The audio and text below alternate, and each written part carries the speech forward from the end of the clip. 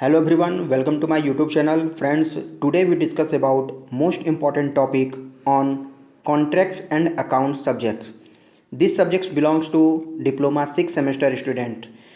जो भी civil engineering के डिप्लोमा में 6 सेमेस्टर में है, जो भी स्टूडेंट, उनके लिए यह मोस्ट इम्पॉर्टेंट सब्जेक्ट्स हैं, क्योंकि एग्ज़ाम में इससे क्वेश्चंस जो आते हैं वो टोटली थ्योरी क्वेश्चंस आते हैं। कोई भी न्यूमेरिकल इसमें नहीं मिलेगा आपको, सिर्फ थ्योरी ही है। और इसमें यह बताया गया है टेंडर के बारे में, कॉन्ट्रैक्ट्स के बारे में, अकाउंट्स के बारे में, कि किसका वर्क क्या होता है। जैसे जो भी फील्ड में इंजीनियर्स होते हैं, चीफ इंजीनियर, एग्जीक्यूटिव इंजीनियर, आपको फिर से एसडीओ जो होते हैं, असिस्टेंट इंजीनियर, जूनियर इंजीनियर, इन सब का वर्क क्या होता है, टेंडर कैसे पास होता है और टेंडर का काम किसका होता है, बिलिंग का काम किसका होता है, सुपरवाइजर का क्या काम होता है। ठीक है, तो इस टोटल जो जानकारी है आपको इस सब्जेक्ट में देखने को मिलता है। और डिप्लोमा लास्ट सेमेस्टर में ये एक सब्जेक्ट है, contracts and accounts, CAA short में कहते हैं, जो कि आपको पढ़ने होते हैं। और एग्जाम में जब इससे क्वेश्चन आते हैं, बहुत सारे स्टूडेंट इस सब्जेक्ट को लाइटली ले लेते हैं, लेकिन इसमें फेल होने के चांसेस भी बहुत बढ़ जाता है अगर आप इसको लाइटली ले लेते हैं तो। ठीक है, तो ध्यान से समझेंगे और एक एक टॉपिक करके हम सारे वीडियो को यहाँ पर आपके सामने लाते रहेंगे। तो आप इस चैनल पर बने रहें, और चैनल पर अगर नए हैं तो चैनल को ज़रूर सब्सक्राइब कर लें, क्योंकि आपको टोटल इस सब्जेक्ट से टोटल वीडियो आपको यहाँ पर मिलने वाला है। ठीक है, पर डे एक वीडियो अपलोड हो जाया करेगा, और यूनिट वाइज जो भी आपका JUT का जो सिलेबस है उसके अकॉर्डिंग आपको यूनिट वाइज इसका आपको सिलेबस आपको मिलेगा। ठीक है, तो स्टार्ट करते हैं आज का क्लास। ठीक है, यूनिट वन में आपको 3 टॉपिक है, मतलब कि 3 सब यूनिट है इसमें, 1.1, 1.2, 1.3। तो जो वीडियो होगा मैं 1.1, 1.2 और 1.3 के माध्यम से इसको मैं उसी तरह से बनाऊंगा। ठीक है, तो आज का क्लास में जो होगा 1.1 होगा, जिसमें होगा procedure for execution of work by PWD। ठीक है, कि PWD द्वारा जो काम का एग्जीक्यूशन का प्रोसीजर कैसे होता है। देखिए, इसमें कुछ गवर्नमेंट होते हैं, देखिए क्या क्या इसमें बॉडीज़ होती हैं, इस तरह का कुछ इसका डेटा है। कहने का मतलब कि सबसे पहले हर स्टेट में जो भी गवर्नमेंट है, जो भी आपका गवर्नमेंट है स्टेट का, उसका एक सेक्रेटरी होता है। ठीक है, किसी काम को करना हो तो उसके लिए गवर्नमेंट जो होंगे वो अपने सेक्रेटरी को, जो भी सेक्रेटरी होंगे उनको कहेगा। सेक्रेटरी उठेगा, किसको कहेगा? चीफ इंजीनियर को। ठीक है, तो जो गवर्नमेंट यानी कि जैसे CM है किसी भी राज्य का, वो अपने सेक्रेटरी को फिर से ऑर्डर देगा कि आपको ये पुल बनवाना है, चाहे कोई भी बिल्डिंग आपको यहाँ पर बनाना है। तो बिल्डिंग बनाने के लिए चीफ मिनिस्टर ने तो कह दिया, तो चीफ मिनिस्टर को तो बना हुआ चाहिए। ना तो चीफ मिनिस्टर बनाएंगे, ना तो उनका सेक्रेटरी बनाएगा। सेक्रेटरी क्या करेगा? वो देगा वर्क किसको? चीफ इंजीनियर को। चीफ इंजीनियर के अंडर में प्रत्येक विभाग का, देखिए हर विभाग, बहुत सारे विभाग होते हैं, सिविल में भी बहुत सारे विभाग होते हैं। सिविल इंजीनियरिंग में है, उसका अलग अलग डिपार्टमेंट है, जैसे PHED डिपार्टमेंट होता है, इरिगेशन डिपार्टमेंट होता है, ग्रामीण कार्य विभाग होता है। ठीक है, इस तरह से 7-8 टोटल डिपार्टमेंट होते हैं इसके। तो सभी डिपार्टमेंट में 4 सर्कल होंगे। ठीक है, सर्कल उसमें बटा रहेगा, सर्कल 1, सर्कल 2, सर्कल 3, सर्कल 4, और सभी विभाग का एक चीफ इंजीनियर होता है। ठीक है, तो वो चीफ इंजीनियर रिस्पॉन्सिबल होगा किसके लिए? सेक्रेटरी के लिए। यानी कि गवर्नमेंट के डायरेक्ट टच में कौन रहेगा? तो चीफ इंजीनियर रहेगा। बाकी गवर्नमेंट के टच में कोई नहीं रहेंगे, गवर्नमेंट के टच में सिर्फ रहेंगे चीफ इंजीनियर। आगे बताएंगे कि किसका क्या काम होता है। चीफ इंजीनियर के अंडर में 4 सर्कल आएंगे। इस चारों सर्कल के सुपरिटेंडिंग इंजीनियर जो होंगे, इनसे ये कॉन्टेक्ट करेगा कि हम बताइए आपका काम कहाँ तक चला। सर्कल 1, सर्कल 2, सर्कल 3, सर्कल 4, चारों सर्कल में एक एग्जीक्यूटिव इंजीनियर होगा, जो कि चीफ इंजीनियर के डायरेक्ट कॉन्टेक्ट में रहेगा। एग्जीक्यूटिव के बाद होंगे असिस्टेंट एग्जीक्यूटिव इंजीनियर, यानी कि असिस्टेंट इंजीनियर, जिसको हम लोग SDO के नाम से भी जानते हैं। इसको कहा जाता है SDO के नाम से, या SDE भी इसको कहते हैं। ठीक है, असिस्टेंट के बाद आता है ये सब डिविजनल इंजीनियर। देखिए कहीं कहीं ये जो पोस्ट है असिस्टेंट एग्जीक्यूटिव इंजीनियर, कहीं कहीं ये आपको नहीं मिलता है डायरेक्ट, यहाँ पर सब डिविजनल इंजीनियर या फिर इसको असिस्टेंट इंजीनियर भी मिल जाते हैं। तो कहीं कहीं आपको ये चीज़ें यहाँ देखने को नहीं मिले। उसके बाद आएंगे कौन सा? Junior engineer. उसके बाद हो जाएंगे सुपरवाइजर, और सुपरवाइजर जो होगा वो किसके लिए रिस्पॉन्सिबल होगा? तो वो सुपरवाइजर जो है आपको रिपोर्ट करेगा किसको? जूनियर इंजीनियर को। और सुपरवाइजर का काम होगा कि जितने भी आपका वर्क करने वाले लेबर हैं वो काम कर रहे हैं कि नहीं, उसको देखने के लिए, तो वो चाहे स्किल्ड लेबर हो, चाहे सेमी स्किल्ड हो, चाहे अनस्किल्ड हो, तीनों का देखरेख करना होता है सुपरवाइजर को। कहने का मतलब ये, देखिए एग्जाम्स में आपको जो क्वेश्चन पूछेंगे, क्वेश्चन ये पूछेगा कि क्या स्ट्रक्चर होता है, आपको स्ट्रक्चर के बारे में बताना है। ऑर्गेनाइजेशन स्ट्रक्चर, जो भी ऑर्गेनाइजेशन वर्क करता है इंजीनियर्स का, उसका क्या स्ट्रक्चर कैसे बनता है। तो सबसे पहले गवर्नमेंट रिस्पॉन्सिबल, गवर्नमेंट जो होगा वो वर्क देगा सेक्रेटरी को, सेक्रेटरी जो होंगे चीफ इंजीनियर के पास आएंगे, चीफ इंजीनियर के बाद आएगा एग्जीक्यूटिव इंजीनियर, एग्जीक्यूटिव के बाद असिस्टेंट एग्जीक्यूटिव, फिर असिस्टेंट इंजीनियर, फिर जूनियर इंजीनियर एंड फिर सुपरवाइजर। और सुपरवाइजर जो होगा ये किसके लिए जिम्मेदार होगा, तो उसका ये लेबर जो काम कर रहे हैं कि नहीं, इसका वो रिपोर्ट बना करके देगा। किसको देगा, तो जूनियर इंजीनियर को। ठीक है, तो ये चीज़ें थी इसके स्ट्रक्चर के बारे में। अब एक एक करके देखते हैं कि किसका क्या काम होता है। ठीक है, चीफ इंजीनियर का क्या काम होगा, एग्जीक्यूटिव का क्या काम होगा, एसडीओ का क्या काम होगा, तो इस सब के बारे में एक एक करके डिस्कस करते हैं।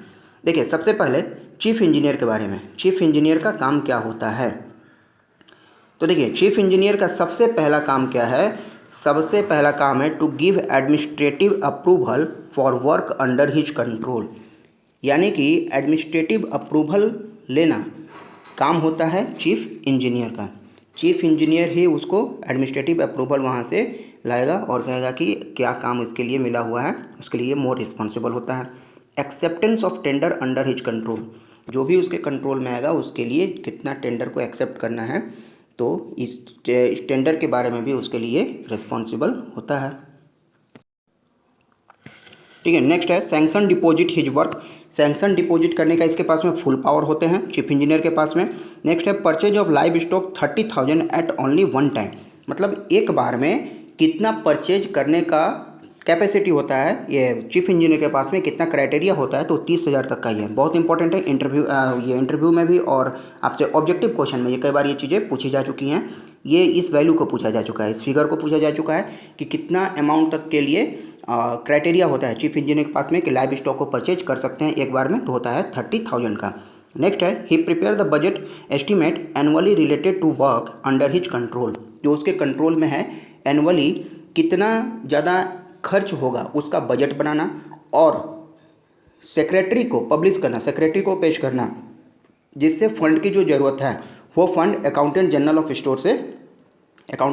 स्टेट से वहाँ से वो रिलीज करवाना होता है, तो उसके लिए रिस्पॉन्सिबल होते हैं ये चीफ इंजीनियर। ठीक है, तो चीफ इंजीनियर का वर्क होता है एनुअली बजट प्रिपेयर करना, जो भी उनके काम से रिलेटेड है और जो उनके कंट्रोल में आता है। And the last one is he keeps close watch over progress work and expenditure against it, जो भी एक्सपेंडिचर और वर्क में प्रोग्रेस हो रहा है क्लोज रख के उसको वॉच करना है, देखना है, निगरानी रखना है कि काम कहाँ तक से हुआ है, क्या प्रोग्रेस है वर्क का। तो ये चीज़ें होती हैं, ये वर्क होता है आपको चीफ इंजीनियर का। अगला चलते हैं जो वर्क है हमारे पास में सुपरिटेंडिंग इंजीनियर का। सुपरिटेंडिंग इंजीनियर का क्या काम होता है, देखिए सबसे पहला काम होता है he is responsible for execution of work in circle, मतलब उनके सर्कल में काम जो भी हो रहा है उसके लिए वो रिस्पॉन्सिबल होते हैं। कौन, सुपरिटेंडिंग इंजीनियर।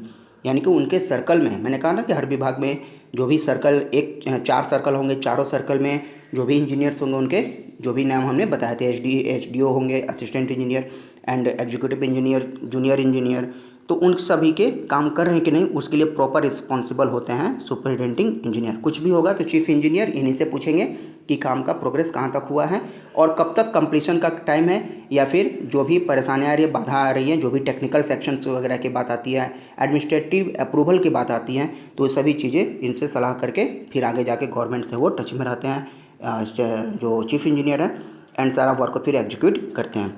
नेक्स्ट है administrative approval to the work under his control. देखिए एडमिनिस्ट्रेटिव अप्रूवल के लिए चीफ इंजीनियर भी रिस्पॉन्सिबल है, वो भी एडमिनिस्ट्रेटिव अप्रूवल लेते हैं, लेकिन उनके जो कंट्रोल में है वो सुपरिटेंडिंग इंजीनियर को भी अगर एडमिनिस्ट्रेटिव अप्रूवल चाहिए तो ये भी अपने से ले सकते हैं, लेकिन इनके कंट्रोल में जो वर्क होगा उसके लिए। ठीक है, नेक्स्ट है he should give technical section two estimate under his power, with in his power, जो उनके पावर में है वो पावर में टेक्निकल सेक्शन की जहाँ ज़रूरत पड़ेगी टेक्निकल सेक्शन की, वहाँ से भी इसको काम करवाएंगे। Technical section under his control, same point है, टेक्निकल सेक्शन जो भी इनके कंट्रोल में रहेगा, जो उनके पावर में रहेगा, वहाँ से इसको इशू कराएंगे। इंस्पेक्ट वर्क इन सर्कल, जो उनके सर्कल में काम चल रहा है तो वहाँ जाकर के इंस्पेक्शन करना होता है, तो जाके इंस्पेक्शन करेंगे। Arrange payment of store and materials, materials के लिए जो स्टोर्स, मतलब कि जो स्टोर करके रखे गए हैं वो उसके लिए पेमेंट का अरेंजमेंट करना, यानी कि डिटेल्स बना करके देना चीफ इंजीनियर को, और चीफ इंजीनियर सबको फिर प्रिपेयर करेंगे चारों सर्कल का। 4 सर्कल हैं, 4 सर्कल से सुपरिटेंडिंग इंजीनियर से मांगे कि आप बताइए बजट कितना है, सबका बजट प्रिपेयर करेंगे चीफ इंजीनियर, और वो ले जा करके अकाउंटेंट जनरल ऑफ स्टेट से फिर फंड्स का वहाँ से इशू करेंगे, फंड्स फिर ले आकर के इनको फिर मिलेगा, फिर काम आगे बढ़ता है। ठीक है, तो ये पेमेंट का अरेंज करना और मटेरियल का अरेंज करना स्टोर में इनकी रिस्पॉन्सिबिलिटी होती है। नेक्स्ट है last one, inspect division in a circle and report to chief engineer. अपने सर्कल में उसको इंस्पेक्ट करेंगे, डिवीजन जो डिवीजन है, और उसके बाद चीफ इंजीनियर को ये रिपोर्ट करेंगे। ठीक है, तो ये हो गया function of superintending engineer.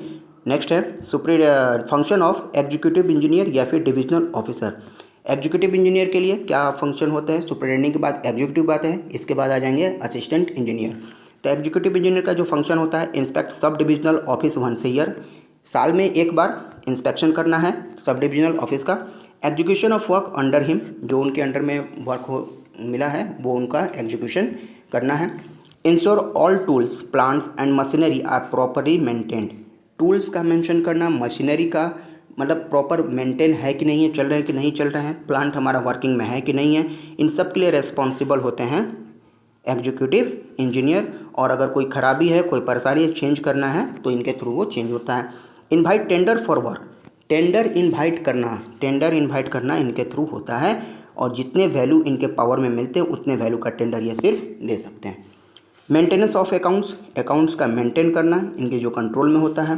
And he is responsible for preparation of project design estimate and etcetera. जितने भी जो जिसके लिए रिस्पॉन्सिबल हैं, जो इनको वर्क मिला है, उनके प्रोजेक्ट का डिज़ाइन, उनका एस्टिमेट करना, प्रिपेयर करना, इन सब इनकी रिस्पॉन्सिबिलिटी होती है। तो ये हो गया एग्जीक्यूटिव इंजीनियर का function. And the work of the assistant engineer is, assistant engineer का जो काम होता है, assistant engineer is responsible to executive engineer for execution of work in sub division. ये रिस्पॉन्सिबल होते हैं एग्जीक्यूटिव के लिए, एग्जीक्यूटिव को रिपोर्ट करेंगे, किस किस काम का रिपोर्ट करेंगे, काम प्रॉपर चल रहा है कि नहीं, एग्जीक्यूशन वर्क का हो रहा है कि नहीं हो रहा है। चेक मस्टर रोल, बहुत इंपॉर्टेंट है। मस्टर रोल के बारे में अलग से डिफिनेशन पूछ लिया जाता है। मस्टर रोल क्या है, तो ये एक अटेंडेंस रजिस्टर होता है जिसमें एम्प्लॉय का नाम मेंशन होता है, उसका प्रेजेंस मेंशन होता है, जिसके बेसिस पर उसकी सैलरी बनती है। ठीक है, तो ये मस्टर रोल होता है, उसको चेक करना प्रॉपर वे में, कहीं किसी का गलत एंट्री तो नहीं है, कहीं कोई ऐसा नाम तो नहीं है जो काम नहीं कर रहा है लेकिन उसका नाम भी वहाँ पर मेंशन है और पेमेंट बन रहा है, तो वो चेक करना इनकी रिस्पॉन्सिबिलिटी होती है। Physical verification of measurement book and dead stock, जो मेजरमेंट बुक है उसका फिजिकल वेरिफिकेशन स्वयं जा करके वेरीफाई करना कि जो भी है प्रॉपर है कि नहीं। और डेड स्टॉक, जो डेड स्टॉक का मतलब है कि कोई सामान स्टोर रूम में पड़ा ही हुआ, उसका कोई यूज़ नहीं है, तो उसका भी मेंशन करना कि क्या हमारे यूज में है, क्या यूज में नहीं है। ठीक है, नेक्स्ट है to ensure correct accounts return submit punctually and to divisional office. ठीक है, करेक्ट अकाउंट्स को करेक्ट करना और उसको जो भी रिटर्न्स है उसको सबमिट करना पंचुअली डिविजनल ऑफिस में। नेक्स्ट है submit monthly report of progress of work to divisional officer. Monthly progress report submit करना है डिविजनल ऑफिसर को, ये भी इनका वर्क होता है असिस्टेंट इंजीनियर का। And the last one is administrative control over office and field staff division. इनका एडमिनिस्ट्रेटिव कंट्रोल भी होता है इनके ऑफिस के ऊपर और फील्ड स्टाफ डिवीजन के लिए, तो ये वर्क होते हैं असिस्टेंट इंजीनियर का। And the last one is junior engineer का क्या काम होता है, तो supervision of work in charge, जो उनको चार्ज में रखा गया है उनका सुपरविजन करना ओवरऑल। ठीक है, यानी कि जो भी अब ये सुपरविजन में रहेंगे किसके, सुपरवाइजर के, सुपरवाइजर से रिपोर्ट मांगेंगे कि हाँ भाई बताइए कहाँ पर क्या काम कर रहा है आपका लेबर। ठीक है, maintain attendance of daily worker और लेबर, इसका अटेंडेंस मेंटेन करना है। Taking measurement of wall work in measurement book, measurement book में सबका मेजर करना, सभी काम के लिए क्या क्या काम चल रहा है। नेक्स्ट है preparation of returning and final bill for work in charge. ठीक है, रिटर्न और फाइनल बिल जो भी इनके चार्ज में मिला है उनको प्रिपेयर करना। Prepare estimate for all type of work इन इस सेक्शन, सभी सेक्शन के लिए जो भी इनके सेक्शन में है सभी टाइप के काम को, इसके एस्टिमेट को प्रिपेयर करना होता है।